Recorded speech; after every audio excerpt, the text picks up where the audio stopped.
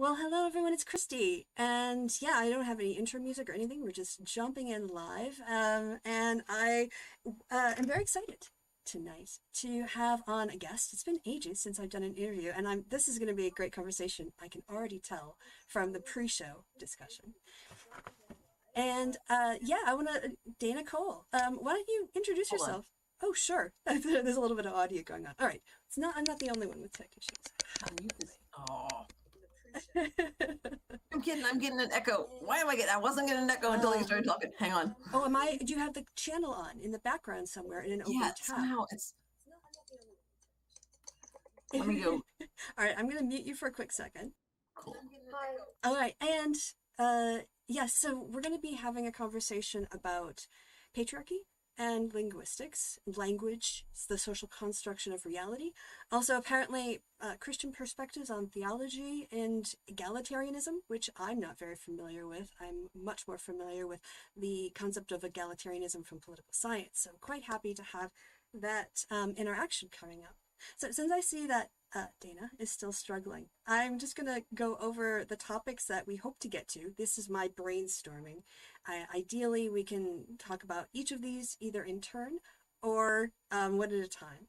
So our planned conversation is going to hopefully be touching on what do we mean by patriarchy? Patriarchy versus egalitarianism. How language and norms underlying words shape social reality. How the existence or absence of words outline categories in our social reality and inherent sexism in specific categories such as slurs or gendered roles. All right, so I see you smiling. Are you all set to go now? Yes, I figured what happened. I had in the window that I minimized, Twitter was on and it was playing my notifications on Twitter. I was like, where is it? I'm like, yeah, it's not in the pop out chat. And No. what and what and But we solved it in the end. da, da. Right. So, well, I just did filler. I mean, there was content in it, but I've kept us Yes. on track, just desperately thinking of things to say. Yes. Overview. So You gave now, an overview. No, yeah, I heard it. And it was great. I could tell what you were saying. yeah. And so let's get an overview of you, Dana. Hi, I'm Dana. Yeah. As you can tell, I like purple. And okay, so I'm an English teacher, so I have lots of thoughts on what words mean and why they mean them, and how we communicate and why that's important. Brilliant. I think that's all we really need, right? So I think because of we come from, I think our, let me start over and see if I can be coherent this time. I have a feeling that our underlying values are quite similar. However, because of our disciplinary approaches, being from yours pedagogical, mine more from like academic, research based, that our worldviews are very different. And so, even though the values are the same, probably how we describe things or how the frameworks we use are going to be different. So yeah, let's start with a basic question. Like, what do you mean by patriarchy? What do I mean by patriarchy? It's a pretty loaded word already. So let's start there, and let's start with you. What do you think? Yeah, it's I was actually just talking with some fellow teachers actually yesterday about our use of language, and in this case it was the term progressive, and how we wanted to be careful about that because there's nothing wrong with being progressive, but it can be sort of a word that just sort of like flips a switch for people. And I said, well, maybe if we talk about, teachers who want progress, like we do want to see progress for our students. So it's progressive in the sense of this is what we mean, but it's not going to be one of those like, oh, what you're really trying to say is this. And we're like, no, it's not what we're really trying to say. Patriarchy is a word like that. It's like you say that word and everybody's like, oh, you're one of those, pink hat wearing, angry feminists.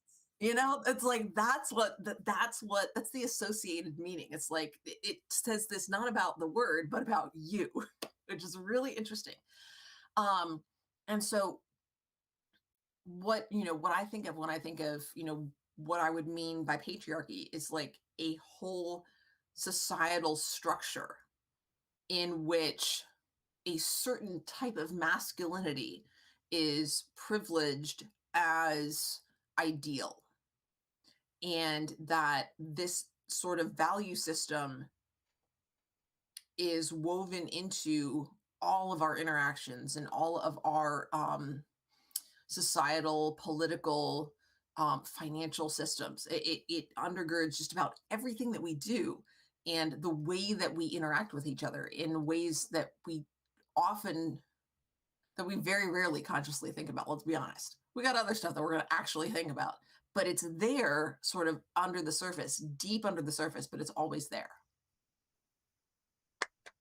Brava, brava. I mean, that's, yeah, you've touched on a lot of the same themes that I'm going to touch on, but I'm going to come at it from, like, again, more of a political sciencey kind of perspective, in that I completely agree. I think if we look, we sit down and try to just think about, okay, where did patriarchy emerge from, right? My argument would be that patriarchy was probably the first hierarchy ever established in human societies, because of, because basically the bigger you are, you can use violence to get your way, right?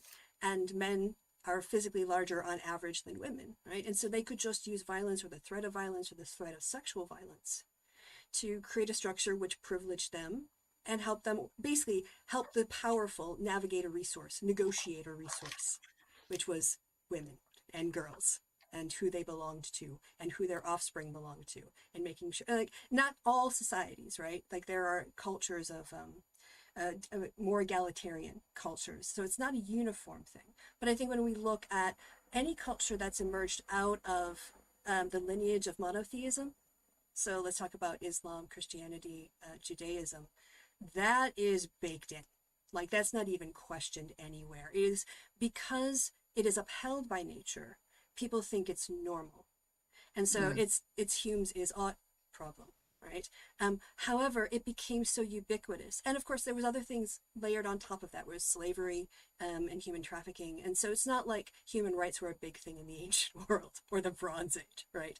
But I think even before you had, like, systemized legal forms of slavery, you know, or I think there was a custom of patriarchy, and it was underpinned by violence.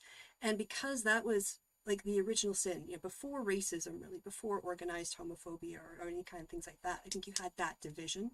And you're exactly right that, at least in the West, you say, like, in Western democracies, and I think any culture highly influenced by monotheism. I'm not saying the polytheists don't have problems. I'm just saying I want to carve off what I say here a little bit so I can be more precise and accurate, and I don't want to generalize, you know, too widely here. But that was so baked in, as you said, it ended up determining for literally centuries of human existence, most of human existence, except for, like, the last 100 years maybe. All the money was controlled by men. Religion is still controlled by men. Politics was and is controlled by men.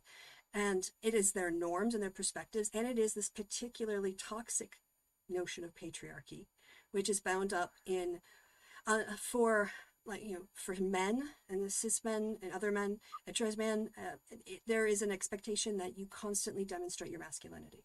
So no one is ever secure in their position if you're a guy, right? And there is also the sense of a complete unjustified hierarchy of, you know, men who are more successful having power over men who are less successful or poorer or born into a different class. But you're still in the privileged group. It's a lot like white supremacy. You're still in a privileged group in this particular classification. Yeah, yes. Like white supremacy, like white women and white supremacy, right? They're white, but they've got the other stuff going on. Right? And then everything else is an aberration. There's no other category. There's either, like, you're this way or you're a deviant. Other. Yes. Yeah. I love you use the word aberration there, BT dubs. Yeah. Thanks. And of course it's binary, not based on observation or science, but for basically to uphold theological patriarchy, to uphold this thing that men get to rule because God's a man, and women serve because God made a helpmate. And so it's this domestic servant, you know, kind of thing. This is like what we were talking about earlier about language shaping reality, but also reality shaping language. Yeah. Men get to rule because God's a man, but also God's a man because men get to rule. Yes. Right?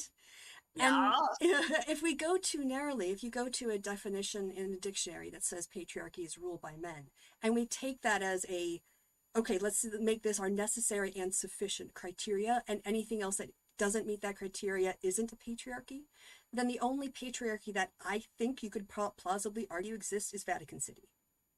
But obviously, that is not what is meant by that sort of society. We're talking about basically places that were built by men for men in order to perpetuate a certain type of masculinity and to maintain that kind of hierarchy. So, cultural, religious, economic, like you said, it's perfect. It's literally like the foundation, I think, of the first social construction of reality, of divisions between people.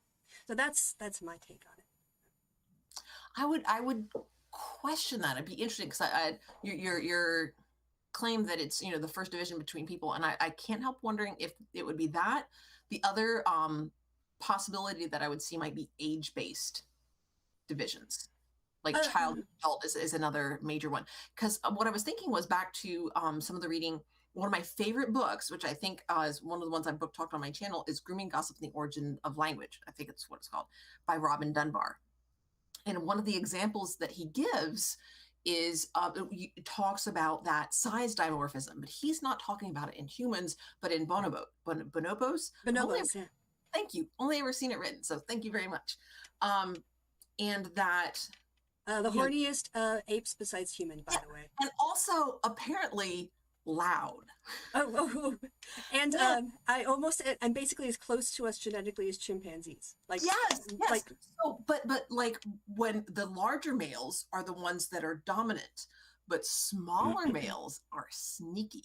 Yeah. And so it has been recorded that during copulation, the smaller male will place its hand over the female's mouth so that they ain't getting caught. And so it made me question, it made me think about, we think of patriarchy as obviously a human thing, but when you bring size into it, size dimorphism exists in other species. Mm-hmm. And we see some of that, some of those sex and gender-based roles and types of behaviors mimicked in other species that also have that size dimorphism. And so that seems to correspond with what you say about violence and the threat of violence, that larger can mean, I would say, more direct violence. But I would also suggest that women tend to live a little bit, not a lot, but a little bit longer than men. And that is a relevant physical attribute. I think that matters. And I think it corresponds. Women also tend to have more stamina than men do. And so I would say that might correspond to shutting up and sucking it up. I would also outlasting the rival, outlasting the problem. Yeah. That seems to be a more feminine coded response. Well, yes, survival by compliance, basically. And I would also say too that, when I'm thinking about this, I'm thinking about pre-history societies, places where like maternal death rates, would have been higher, and there would have been a more biological imperative to protect a pregnant person, for instance, because of their vulnerabilities. And so there would be a lot of natural conditions to reinforce a value structure, not a survival structure, but you're weaker, and you rely on me. That creates a dependency. Therefore, you owe me.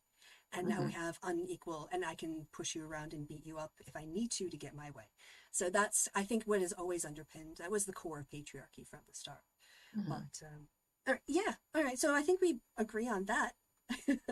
Let's see, people in the chat aren't talking too much, but hopefully it's because they're finding our conversation so interesting. Scintillating. Yes, and not distracting us. So yeah, patriarchy versus egalitarianism. Now you had an interesting religious-based take, because I have a political philosophy take. So please, let's talk about that. So I'm much more familiar with egalitarianism, not as a structure, but as a worldview, as in, and it would, if there's a structure, if there are societies that have actually egalitarian structures, I'd be really interested in looking at that and exploring that.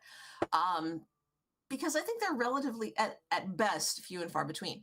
But in evangelical Christianity, and to some degree, flowing into mainstream Christianity, but Protestant Christianity, at least, there is egalitarianism is seen as a worldview in which, men and women have sort of interchangeable roles, in contrast to complementarianism, in which Mhm. men and women have more um, prescribed roles and cannot fulfill these other, the man is the head of the husband is the head of the family, and the wife is the support. The idea, just as the um, Christ is the head of the church, and the church is the body, sort of fulfilling those roles, those prescribed roles, and that, the husband is supposed to be the breadwinner, and the wife is supposed to stay at Mhm. home and raise children and take care of the household, and that would be complementarianism, and that's what is versus egalitarianism.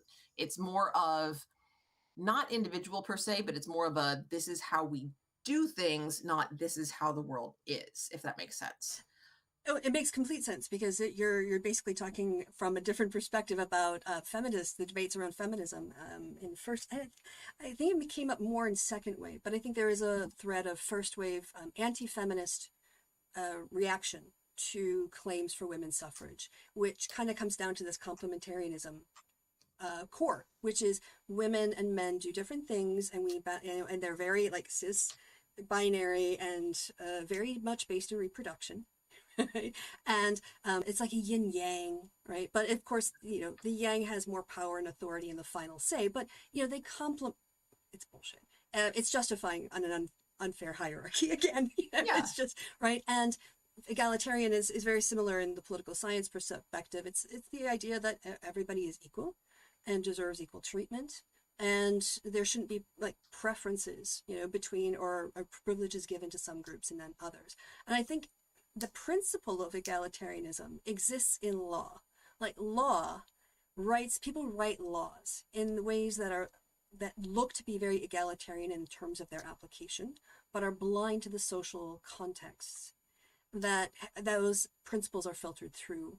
So you're innocent until proven guilty, but if you don't have money to make bail, Yes. You're and stuck in. yeah, and you can only access a public defender, well, Yeah. then maybe you're going to be encouraged to plea because the time you could do 2 years and get out versus doing 15 years if you're convicted in a court, and now you've got a criminal record, right? Or, I mean, time served, you Yes, know? at that point, if you're stuck in jail long enough, right?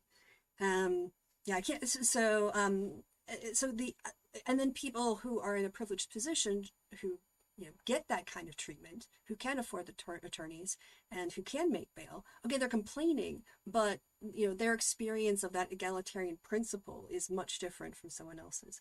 And Yeah. I think with patriarchy, the reason why patriarchy is such a threat, or sorry, is so threatened by egalitarianism, is because it rests on this assumption that men have like a natural authority, and it's mostly upheld by religion. It's reinforced by money and power and status and the ability to write laws that control everyone. But fundamentally, it's the man says no, ending the argument worldview.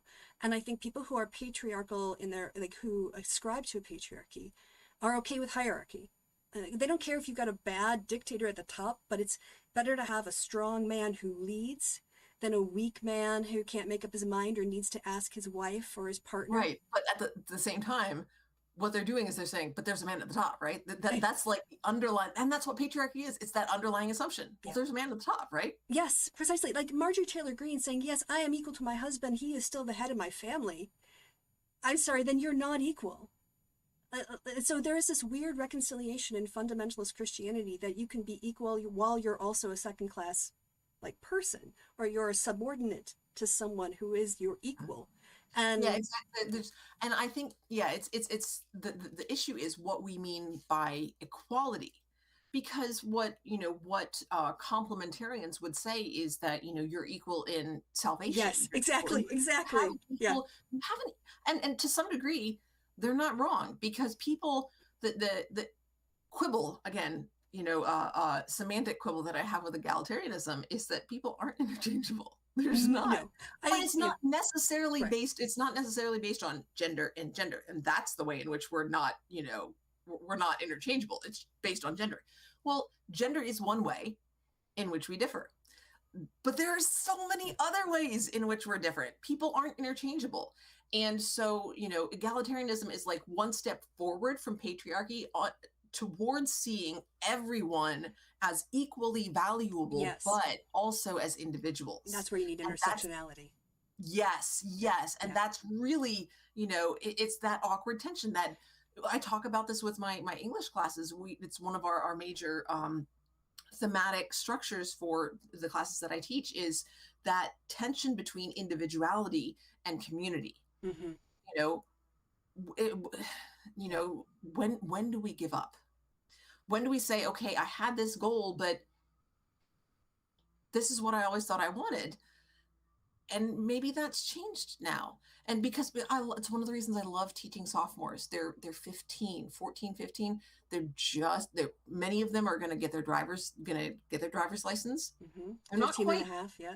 yeah, they're not quite on their own, Mm-hmm. but they're at that point where they're like, well, my parents are, you know, my dad's a truck driver, and I've always wanted to drive a truck, but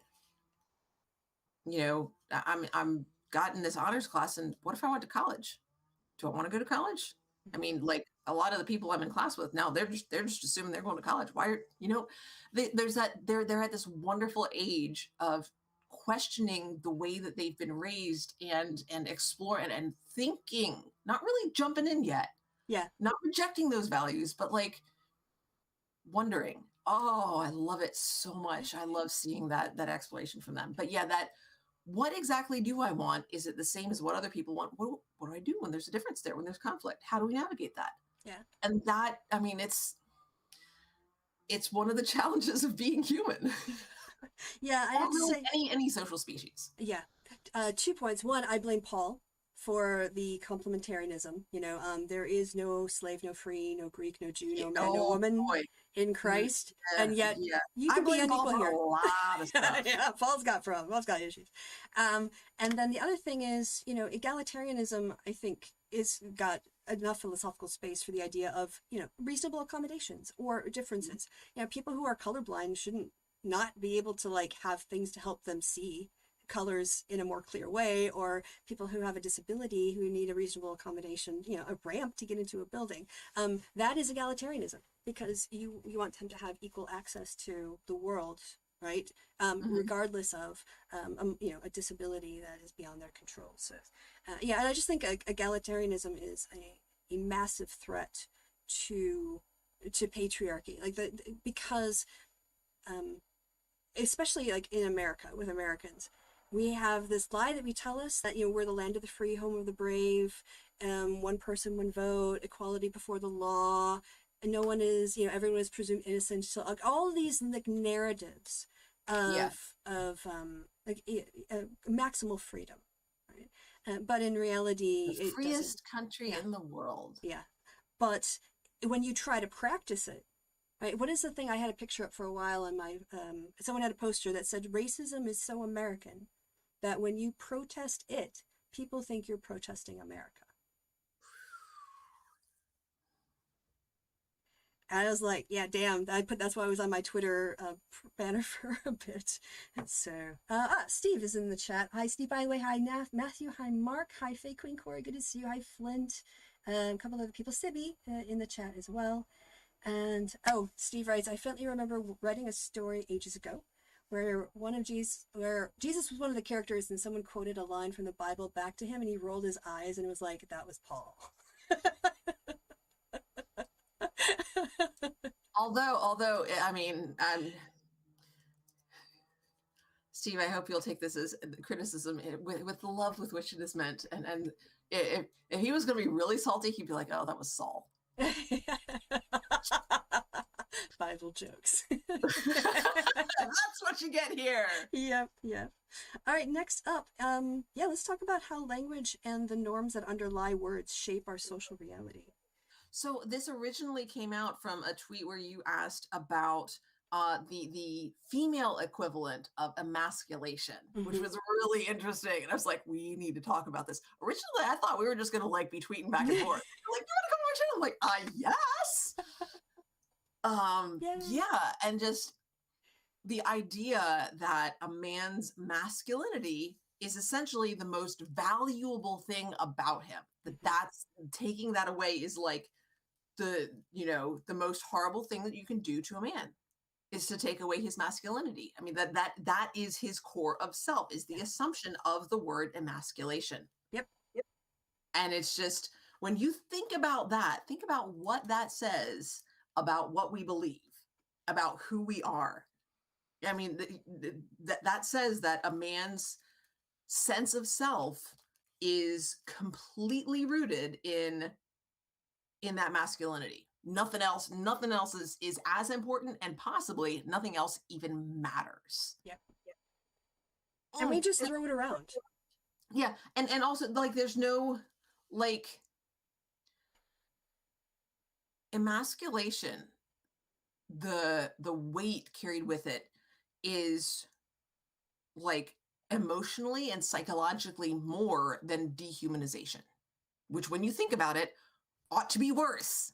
Like, dehumanizing someone should be like, that should be the worst thing you can do. Treating or objectification.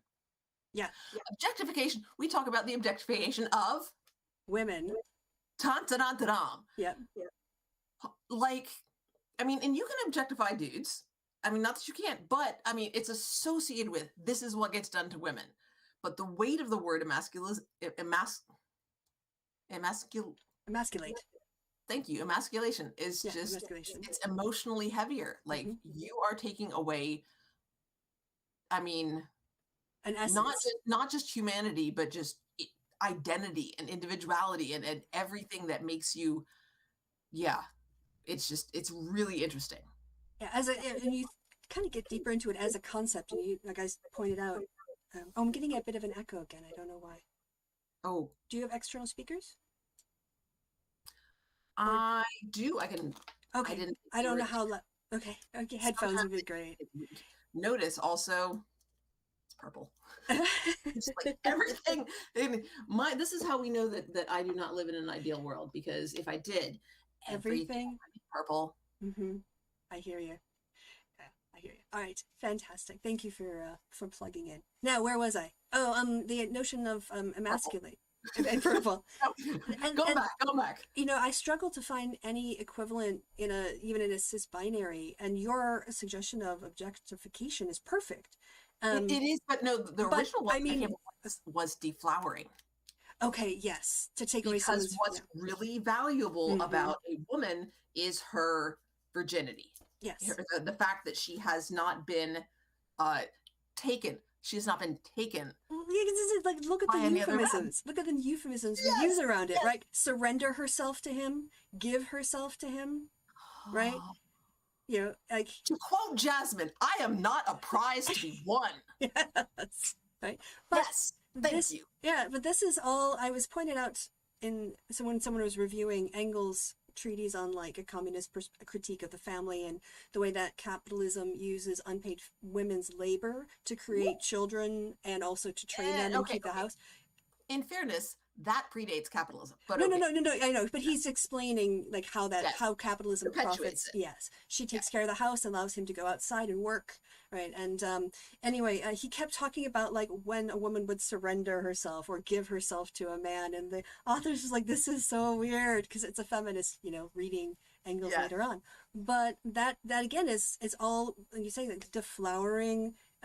All of that is really focused in a cis-bodied way on in that, when we want to talk about when men lose their virginity, we usually just appropriate a term that is used for women, and then we just apply it, like, because there isn't a term for that for guys, so getting that to the wall, and maybe some little stick. Yeah, but also I wanted to, and this is a little bit about going into the next question.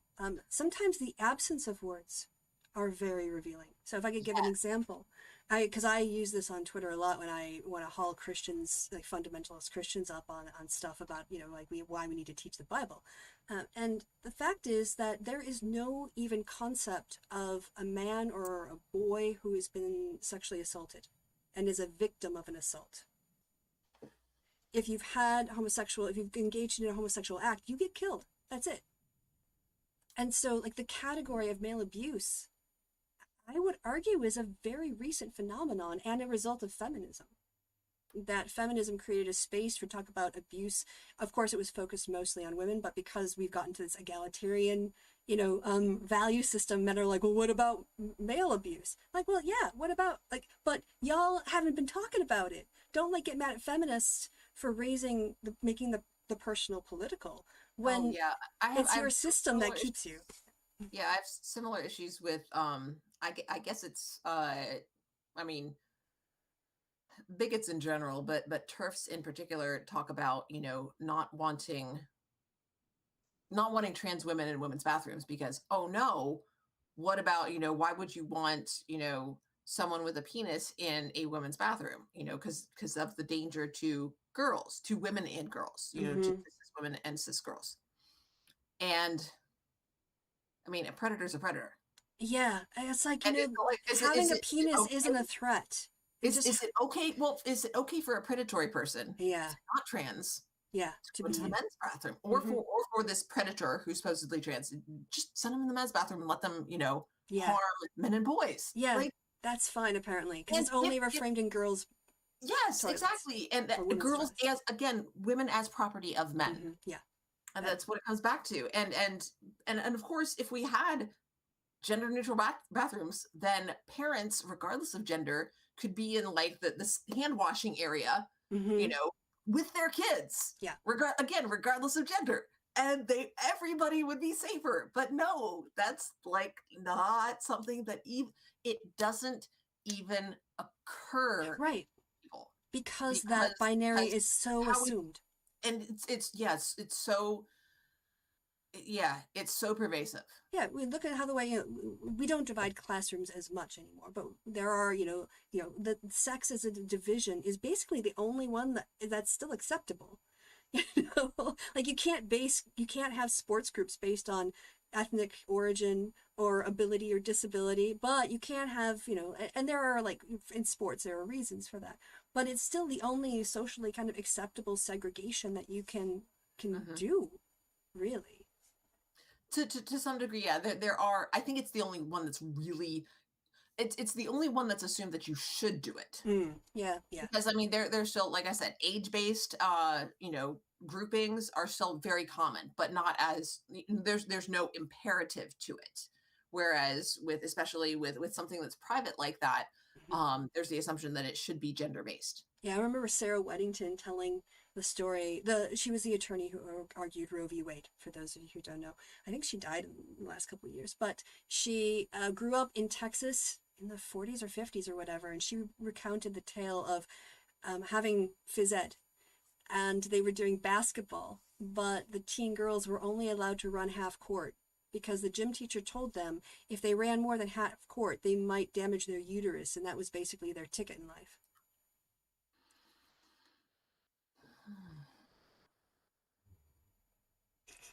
Yeah. Uses in the other room, alas, because Yeah, yeah. And that was, with, she only just died. So that happened. and there are Yeah. people that that there are people who would have been around at that time who still would remember it. Oh, yeah. Like, holy smokes. Yeah, I mean, what, women couldn't have a credit card in their own name until the 1970s. Yep. There was, like, another thing too in terms of concepts that don't exist, right? Marital rape as a crime Yes. it didn't exist. I mean, people debated it and decided, it's okay. Men debated it, upper elite men decided amongst themselves, no, that's fine. Until feminists, second wave feminism, and then we went in the states. We went state by state, and every single state legislature had to, they had to organize to get them to pass a law criminalizing rape within marriage. And the last state was North Carolina, I think, in 1993. 1993. 1992, a man could still rape his spouse, and he couldn't be tried for it. Sometimes I will say with legislation, sometimes I wonder because so much of it, so much of the language is very precise. And we were talking about this among the teachers because I live and teach in Georgia, And the parents' rights bill was recently passed, saying that parents had the right to. I don't know what the time frame is, but parents can say, "Hey, I deserve to know what's being taught in a class that my child is attending." But I mean, that's like the Open Records Act was Yeah. passed. I don't know how many years ago. Yeah. So it's Read like their books when they bring them home.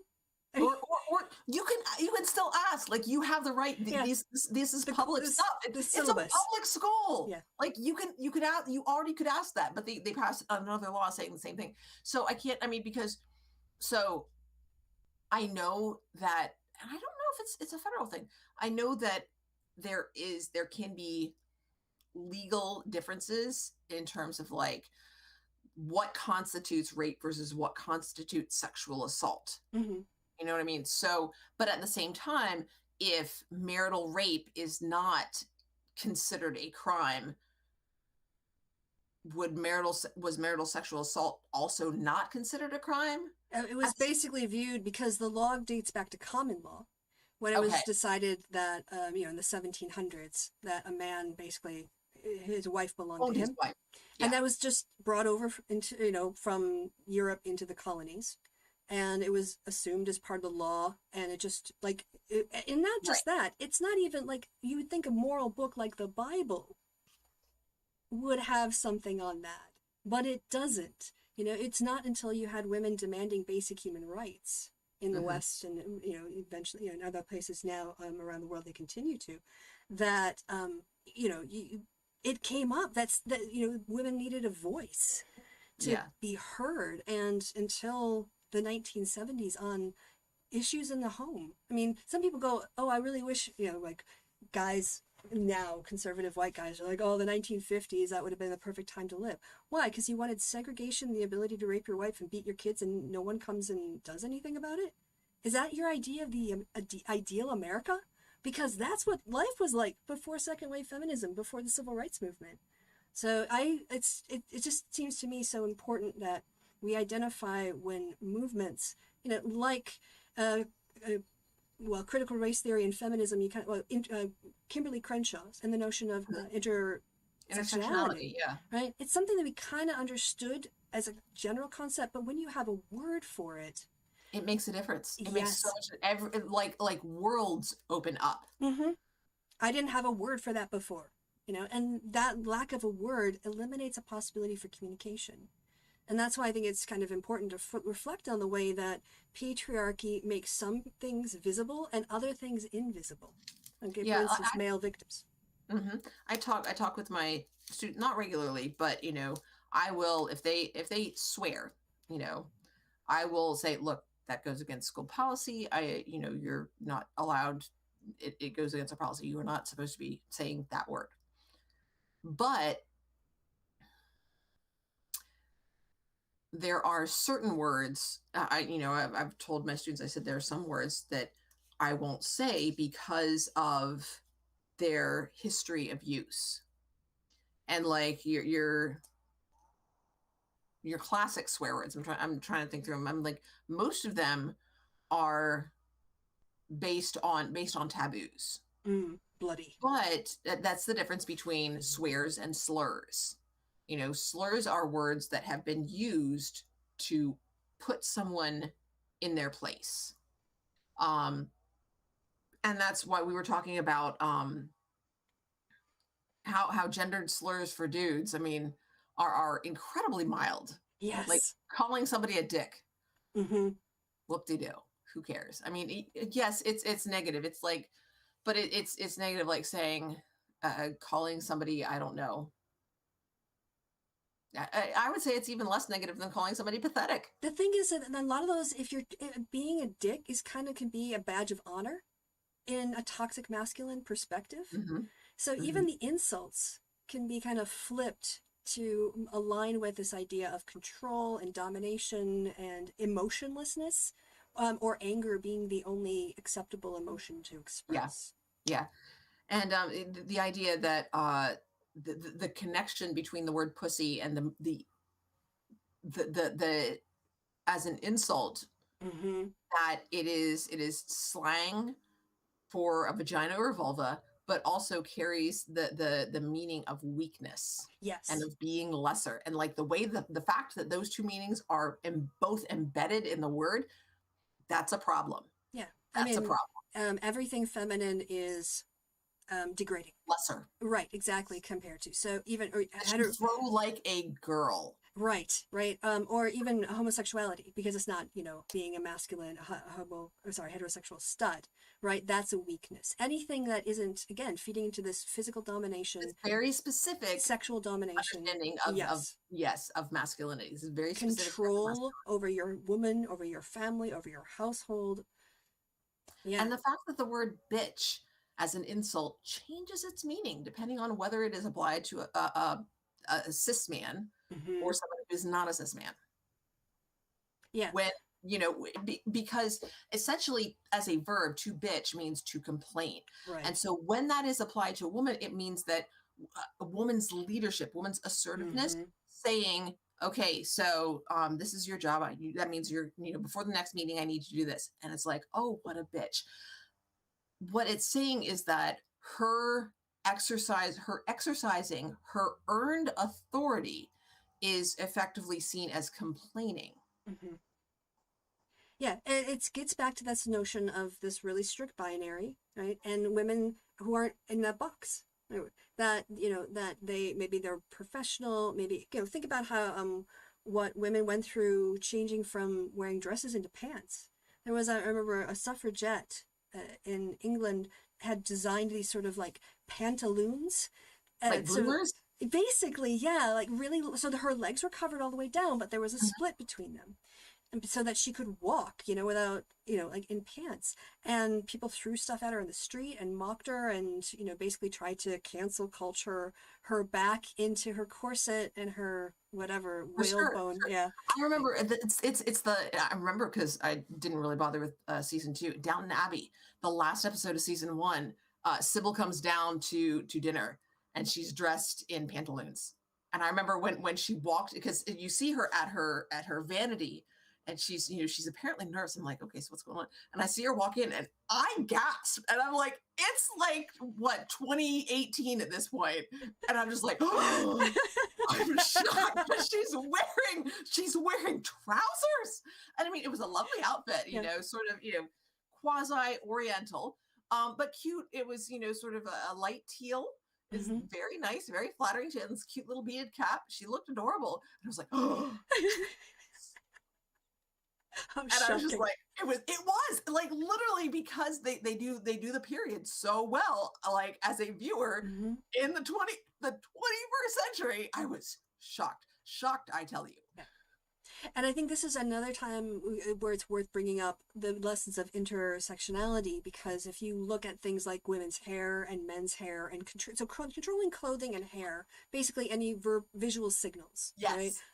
that identify what gender you are heavily socially monitored and Mhm. controlled by other people. Right. But the intersection I was thinking of in particular was for Black women, who not only have to deal with, let's say, all the conformity that white women go through, but then they also have to use products or wear their hair in certain ways that are acceptable to the white culture. Mhm. And so it's like the double oppression of not being good and not being proper in your gender, your body form, but also not being good enough in your natural hair relative to the oppressor class. Yeah. Right. And so, I mean, we're talking, yeah, I just wanted to make sure that we're trying to be, yeah, I should say Inclusive. intersectional in the ways that we're Yeah, thinking and about I this. mean, because these sorts of, I mean, policing, let's be honest, that's what it is. It's Yeah. policing. Yeah. These sorts of policing are, again, it comes back to, who is in and who is out. And so we see this also in the ways that you mentioned Marjorie Taylor Greene, the ways that people who are members of the out group Hmm.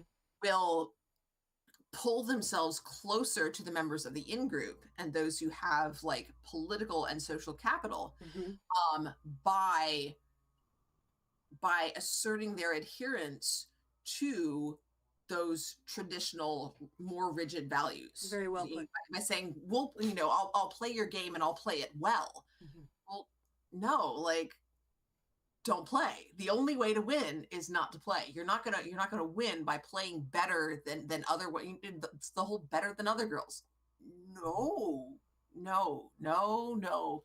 Like you can survive that way. It's again like we mentioned earlier, the survive, putting your head down and clenching your teeth and making it through. It's survival, but you're not winning. That's Mm-hmm. not what. Yeah. So we got, I think, like 15 minutes left. And one of the things I did want to touch on, I realized, is just discussing ways that, like, okay, we see this problem, we've discussed it, we've outlined it, we've linked it to a lot of things in society. And I just want to throw out, like how can we subvert this patriarchal paradigm on a day-to-day basis? And I remember after the Bo Burnham Inside Netflix show, I watched some interviews with him, not early in life when he was kind of edgy, but like a little bit later when he was a bit more mature and realized, he got a little bit deeper and broader in his understanding of the world. And one of the things that he mentioned was that sometimes people will ask him if he's gay. He says, like, I'm not, but I don't say no. I just kind of play it off as, you know, like, what does it matter if I'm straight or gay? Or maybe I'm gay. Why exactly are you asking? Yeah, yes, yes. Are you interested? Yeah. I mean, because I would be like, I'm seeing somebody else. Thank you. Or like I say, it's the I'm flattered, but Yeah. But I think he was saying he likes to play with it because it makes it okay to be not straight, right? Or to question or to not know of someone's sexuality. Basically, stop putting people in a box. So, like yeah, normalize guys wearing nail polish. Or see, the thing is that because it's okay to be a man, yeah. women have been able to adopt masculine clothes, and then guys went, "Oh, actually, that's kind of cute and turns me on. Keep doing that."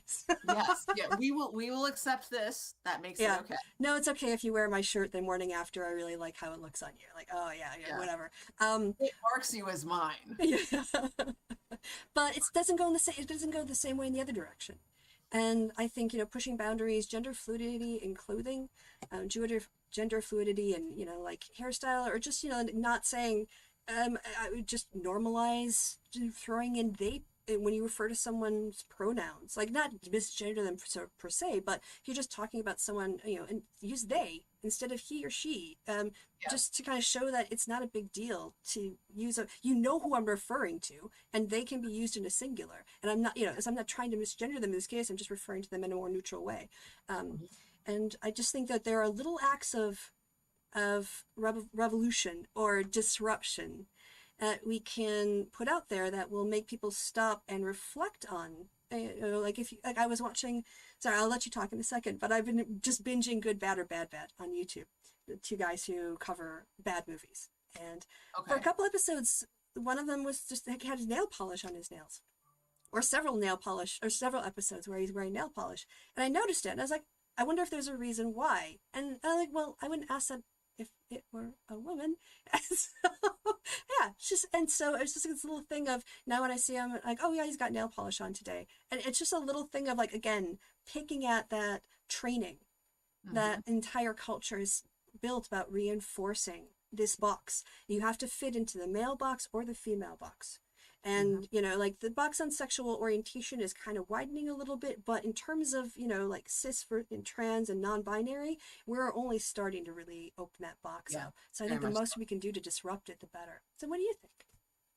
so. Well, I also one of the things that we were talking about yesterday was the how we the effects of pushing back, and how when like we said, these are very deeply held beliefs that are so deeply held that we don't often think of them as beliefs, Mm-hmm. um, or belief systems, but just part of humanity. Yeah, just the way things are. Just the way things Just are, the way things are. just the way things are. It's like physics. No, it's Yeah. not. But there tends to be an emotional attachment to them. Um, so when there is trauma even in questioning that, or because so much of it is wrapped up in our sense of identity of who we are, and then when we question that, it's literally traumatic. So forcing someone else to question that can result in not, or forcing someone into a question of that can result in someone rejecting that question and holding to that mindset more strongly than they had before, which is not what we want. Well, I was going more for a desensitization Right. approach. So, but how we go about that can be important. So, for example, I don't shave like at all. Um, I think I, I think I did when because you're gosh about 12 years ago now I was diagnosed again with breast cancer, and so I went Sorry to hear through that. it's the thing. It happened. Yeah. I'm glad that I was diagnosed because that meant that it could be treated. Yeah. It was early stage, so I had mastectomy and radiation or chemotherapy and then radiation. But Okay. chemotherapy, my hair came out, and when they say your hair came out, it's not just here; it's Mm. like all over. And so when it came back in, I was just like, all right, I'm just going to let it. And so I haven't. I think I did shave my legs one year when I chaperoned prom and I wore like a knee length dress. But then I was like, you know what? I'm not Why? going to. Yeah. Well, here's why. Because now, I mean, this is a dress, but anytime that I wear a dress, I will wear leggings with it Mm. because people aren't ready, and that for I mean at school it would be seen as unprofessional. I am Okay. absolutely confident that if I walked about with unshorn legs and wore a pair of sandals with a dress that is an appropriate length, that I would be disciplined, professionally disciplined for it. And people I see it as I don't understand repulsive. that. I, people it professional is another a whole nother issue. It's a whole nother set of issues with acceptable dress. Mm. Um, my thought is professional dress needs to be about safety, full stop. But very, very obviously, class is right on there because people Mm-hmm. when I am asked about the way that I dress, because sometimes I buck up against those norms unintentionally. And well, if you had a doctor who came in wearing jeans, would that be okay? And I'm like, I might have had a doctor come in wearing Yeah. jeans. Yeah. I like literally, I would not care. I wouldn't notice it. For a medical professional, having clothes that are clean and free of rips and tears so that there's no like bodily fluids on them. That's a safety hazard. Mm-hmm. Likewise, any sort of trailing strings or something can be a safety hazard. Or again, you get fluids on there. It's literally dangerous. Um, so but usually the follow up is like that wouldn't bother me at all. Well, what about a lawyer? And the key is there's a functional difference in their jobs. The job of a lawyer is to convince other people, and we need to be aware of the fact that while we tell our children that you shouldn't judge people by the way they look, Mm-hmm. people do it. Like you can't not do it. You can't not do it. And that's one of the lessons I do with my students. We talk about when we do characterization, we talk about judging people by their appearance. And should you? And they say, well, no. And they say, oh, no. And then they say, well, Yeah. and so, but it comes, I mean, I chose to wear purple because purple is the best color, True. you I know? mean, So what we choose yeah. to wear is our way of communicating something to everyone who sees us. And that should be respected. That should be noticed and that should be respected. And so those are, me choosing not to shave my legs. Mm-hmm. That is a choice that I make, but also choosing to cover that up is also a choice. I had a student ask me what it was like. She said, you know, how do you feel about wearing leggings all the time? Is it comfortable? I'm like, well, they're nice and stretchy. I said they're honestly they're more comfortable than jeans are. That's one of the reasons I have Going back. because of COVID, Mhm. dress code expectations for teachers were relaxed. And I think over the last couple of years, we were allowed to wear jeans pretty much anytime we wanted to. Um, and then they went back to jeans only on Fridays if you have it. But I'm just like, leggings are way more comfortable than jeans. I'll wear a dress top, it's fine, but leggings, thank you. They're soft, they're stretchy. Yes. Even if you get a stretchy pair of jeans, they're not as stretchy as leggings. Mm-mm. Yeah, true. So, I'd rather have those. But she didn't ask me why I wore them with the dress. And that would have been a more challenging Mm. conversation. It's one of those things that gets me marked as the confrontational one, not the controversial one. So, you Can I know, jump in because you reminded me of a story? A go for mother, yeah, yeah, on Twitter was writing a story that she and her daughter, who's 10, were out and they were going to go for a walk, and her daughter's shoes became untied. Excuse me. And her daughter just sort of from the waist bent over and started to tie her shoes. And she looked at her and she like looked around at the people on the street and the men and young boys she saw, and she said, you're gonna, when you bend down like that, you should probably bend at the knee and Mhm. crouch down to bend your shoes. And her daughter like finished tying her shoes. She's like, why? And she's like, well, because men are gonna look at you in a certain way if you bend over like that. And she realized that she was just very shocked and kind of annoyed that she was having to have this Mhm. conversation with her daughter.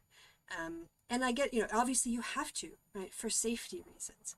And there was a whole discussion about, the fact that women have to do these things. We're constantly having to look at, like, are our skirts too short? Are our shirts got too much cleavage? Can you see this thing? Am I bending over in the right way? Are my legs crossed? We're What kind of constantly, message are you sending? yeah, right, like exactly, right. And so we're constantly policing ourselves. Why? So that like heterosexual men don't have certain thoughts. Anyway, but then the parallel was brought up, like, do parents have conversations with their boys about how to not leer at girls and women? And Probably not, that's, right? we talked about that yesterday too. We talk about students and how to get them to focus. And like they need to learn, if someone's body shape is distracting or what they're wearing is distracting, guess what? That's that is a life lesson. If you have work that you actually need to do, then you need to learn to work despite distractions, including those. You need to learn to be kind to people, even if they wear something that is, makes you feel uncomfortable. If it makes if someone is wearing something that is hurtful to you in some way, Mm-hmm. like they're wearing An a word insult that or has a slur on, or a word that has a shirt that has a slur on it, like you you have an opportunity to decide, is it safe to approach this person and let them know, hey, that shirt is unkind, or is it safer just to say nothing and remove yourself from that situation? All of these sorts of things, it's these are learning life skills. opportunities that, yeah, These are life skills you're gonna need. You're gonna need to learn how to like compartmentalize and focus on work. That's just, yeah. You start yeah, practicing at 15, please. yeah, Like, yeah, dude. and prioritizing. I talk with my students about understanding yourself to know what you truly value, because you can't do all the, especially in high school, they start, they're in sports, they're in clubs, and they're starting to date, and now all of a sudden they can't do all the things. I'm like, ha, ha, ha, welcome to the rest of your life. You will not be able to live long enough to do all of the wonderful, many, many, many wonderful things that are out there in the world. You just can't. So you Mm-hmm. have to decide what's most important, and what is still important but less important, you may need to learn to let go of that. And it's hard. Mm-hmm. But it's a good problem to have. It really is. But yeah, there's just that sort of pull. It's setting those priorities and deciding what matters. It's a challenge. I do want to. Flint said something that I wanted to address. Mm-hmm. In the '60s, the afro was a powerful symbol for Black liberation, and this is because it's specifically an American, and I mean it did filter out into the larger world, but it's specifically an American thing because of Black hair being so policed to be forced to conform to white Eurocentric beauty standards. Because the Afro is specifically American. If you look at African communities, um, their hair often isn't structured in the same way. It's often sculpted or braided or coiled much more often. There was a book that I just gave back to the library, I think yesterday actually, called Twisted. And I don't remember the author's name, but yeah, it's part memoir, part history of the development of Black hairstyles. And she talks about that the different ways that Black hair has been viewed in different societies, and also about the Afro as a uniquely American response and how it's uniquely connected to the American civil rights movement. It's really interesting. Cool. Well, I think that's a book recommendation. Is a Hmm. great Very much way so. to, yeah, a great way to wrap this up because it's exactly 8:01. And yeah, that was a Thank tight you 60 so much. minutes. Yeah, Yeah, we should do this again sometime. I'd love it. I'd love it. Cool. And yeah, sorry for everyone. Like, I know. So you can't see. You watch the video later. And because I couldn't remember which direction I was going to be looking at, like, my eyes are kind of all over the place in this video. Eventually, I just settled on staring down the face of the camera like it's a television interview, and I just pretended to be like Jake Tapper or something. But oh, so yeah, Flint says, interesting talk. Can we have more of these? If Dana can find the time, she does have to help Jason and Steve a lot, though. Someone has to keep them safe from them. So. Well, I'm not doing a very good job, unfortunately. I am lost in space and time, apparently. Or wait, it depends on which Dana you mean. Like I do my best to wrangle those suckers. I don't know. I mean, they're rough, but I thought you meant like Ensign Dana. She is lost in the void right now. Okay. I think we're gonna get her back eventually, but you know, I'm having a blast playing other characters, so we're good. Excellent. For now, what's going on? I would love to have more conversations. We just need to find a topic. So let's see if we can. Great talk. Not that I expected anything else. Ah, thanks, Dave. Yeah. Thank you so much for coming on. And apparently there's audience demand, so we're gonna have to stay in touch Yay! on Twitter. Come up with some Absolutely. more nerdy topics to talk about. So, Yes, that all sounds right. great. Where can people find you? Where's your social media? Where else? Dana Coldair is pretty much anywhere. I haven't been as active on Instagram, but I had an idea of how I'm going to sort of integrate it with. Mostly, I'm active on Twitter. Dana Coldair is on Twitter, and also then on YouTube. That's my channel. All right. Well, go check those out if you aren't already subscribed. Subscribe and follow. And yeah, thanks so much for me. I will be discussing case studies in qualitative research on Sunday back on this channel, so you can come back on Sunday. Yes, my audience wanted, I'm doing research, like social science research or social research, and I asked them if they wanted a quants series or a qual series, and they said qual. So we've just finished something I can't remember last week, and now we're on to case studies. I know we did ethics, and then we're gonna do something else. But anyway, thanks again. And so I guess all that's left to be said is goodbye from me and goodbye from Dana. Oh, I will say I'm going to be back on at 6 my time, so that's in 4 hours. Okay. Because I'm going to be on my channel talking about good things that have happened over the last 2 weeks. I almost forgot. I've got a live stream tonight. Oh, hey, plug that. Good, perfect timing. Yeah. Right before we end. All right. Say goodbye, Dana. Bye, Dana.